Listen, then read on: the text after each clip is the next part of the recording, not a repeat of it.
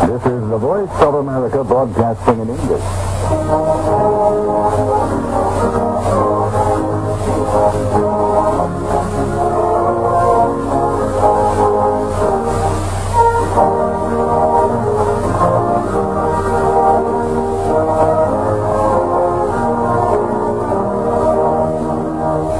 From Washington, here is the latest world news brought to you by the Voice of America. First, the headlines. The United States has sent a new satellite into orbit and recovered from the ocean a capsule from another. United Nations Secretary General Hammarskjöld has arrived in Katanga province in the Congo with 300 United Nations troops from Sweden. The new government of Sudan has announced its policy. And the National Assembly of the Korean Republic has elected a president for the nation. Those are the headlines. Now details of these and other stories. There are two significant developments for the space age today. First, the United States put a gigantic balloon satellite called Echo 1 into orbit today, intended to pave the way for a worldwide radio communication system. And the satellite immediately demonstrated its value when it was used to bounce a signal carrying President Eisenhower's voice from coast to coast, from California on the west coast to New Jersey on the east. Here is the President's message. This is President Eisenhower speaking.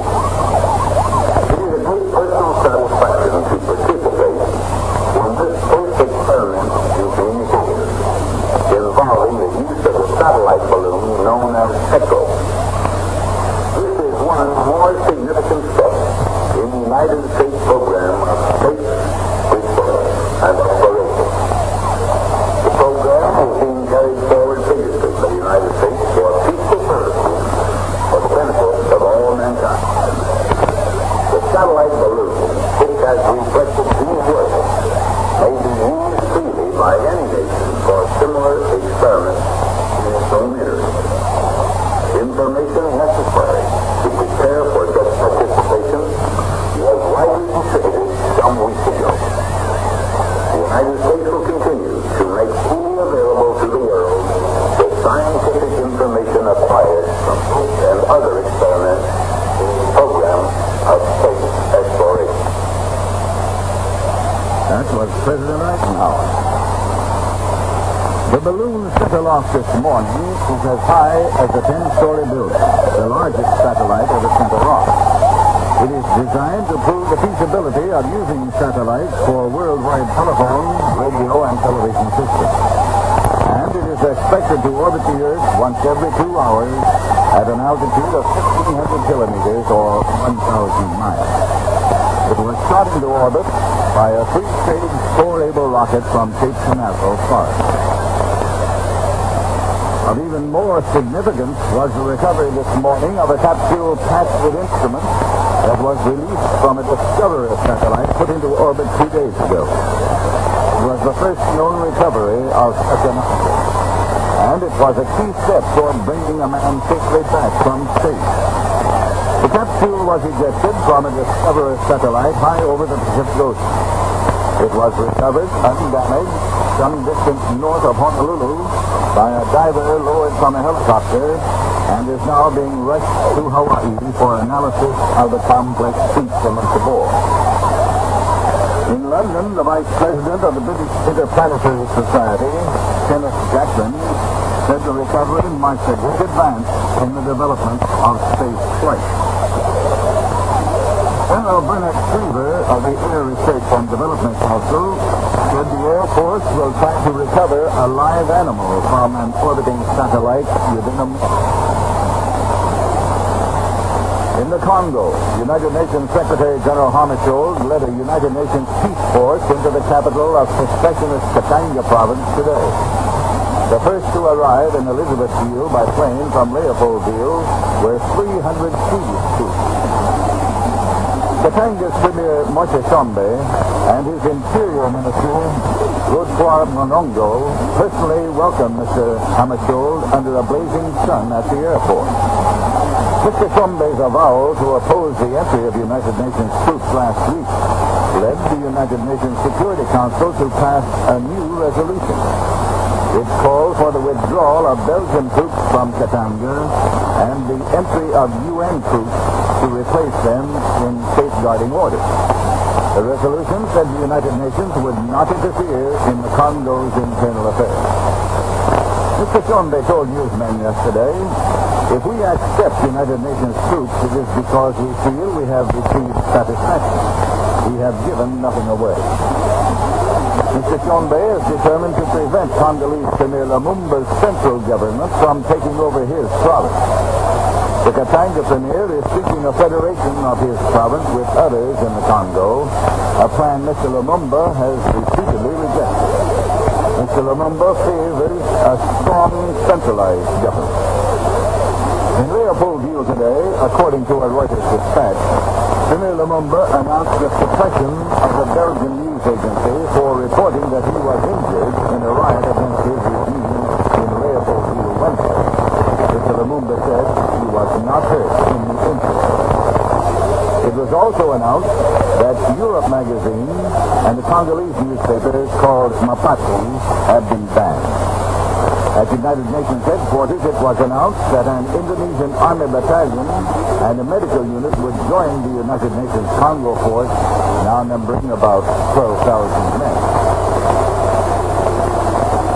Reuters news agency reports from Vientiane in Laos that the paratroop leader of the city's military crew, Captain Kong Lee, has called for Prince Sivanafuma to replace Premier Tiao Thompson. Vientiane Radio announced Captain Lee's bid to make Prince Fuma premier as he continued talks with Laotian Army Commander General Juan Raticon. At present, Prince Sivanafuma is president of the National Assembly under the Thompson government. And Reuters said there was no immediate word whether he had accepted Captain Lee's bid to make him premier. The United States and Thailand have said they continue to recognize the Thompsonese government as the legitimate government of Laos. And Thailand's Prime Minister Sari Thanarat said in Bangkok today the Thompsonese government is in firm control of the Laotian situation on the basis of all reliable information reaching Bangkok. This news is coming to you from Washington. India has made a strong protest to Beijing over the intrusion of some 25 Chinese communist troops into India's Northeast Frontier Agency in June. Deputy External Affairs Minister Mrs. Lakshmi Menon, in announcing this in Parliament today, said the troops had intruded some 7 kilometers or 4.5 miles into Indian territory, but withdrew when local residents discovered their presence. Prime Minister Nehru told Parliament that the Chinese had crossed the border, as he put it, like thieves in the night on June 3rd. He described the action as reprehensible, that it clearly violated the understanding between India and Communist China not to send out patrols. World Bank Vice President W.A.D. Itis flew to Rawalpindi from New Delhi today for talks with the Pakistani government on what he has called a compromise formula for ending the Indus waters dispute. He said he would stay in Pakistan 2 days and return to Washington for more talks, which begin August 16th. Mr. Itis spent several days in New Delhi. Prime Minister Nehru yesterday expressed hope that the treaty would be ready sometime in September. Ceylon's Prime Minister, Mrs. Sirimavo Bandaranaike, today disclosed her new government will take over the nation's 2 largest newspaper groups. Those are the Associated Newspapers of Ceylon and the Times of Ceylon. The government said it was doing this to ensure what it called the democratic character of the Ceylon press and prevent what it called unhealthy monopoly. In London, the Commonwealth Press Union announced it has sued Mrs. Bandaranaike, expressing deep concern over the plan. And in Geneva, the International Press Institute strongly protested the move as the beginning of the end of press freedom. The Press Institute said the action can only undermine confidence in the Ceylonese government's intention to maintain a democracy which the people of Ceylon have so far enjoyed. The planned takeover was announced in Ceylon's parliament in a speech outlining the program and aims of the next government. Among these are the establishment of a republican form of government and a foreign policy of non-alignment. Mrs. Bangladesh's government said it also plans to nationalize life insurance, but rejected the idea of taking over rubber and tea plantations.